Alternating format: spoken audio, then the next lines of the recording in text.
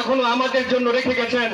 এই 16টি বছর 17টি বছর নির্যাতন নিপীড়িত হওয়ার পরেও একটি বাঙালি, একটি বাংলাদেশ জাতীয়তাবাদী দলের লোক এখন পর্যন্ত কোনো দলে অংশগ্রহণ করে নাই। কিন্তু আমরা 5ই আগস্টের পরে কি দেখলাম? আমাদের কিছু নেতা কর্মী, কিছু লোক দলের নামকরণ করে তারা চাঁদাবাজি, টেন্ডারবাজি করেছে। তারা কোনো দলের হতে পারে না। সংগ্রামী বন্ধুগণ, আমি আজকের এই বর্ধিত সভা থেকে বলতে চাই, চট্টগ্রাম জগন্নাথপুর বিএনপি আপনারা শক্ত অবস্থানে থাকেন, যেন কোনো অঙ্গ সংগঠনের কোনো নেতা কর্মী যেন কোনো সাহস না পায় চাঁদাবাজি, টেন্ডারবাজি করার। যদি করে তাদেরকে আপনারা লাল কার্ড দেখিয়ে দিবেন।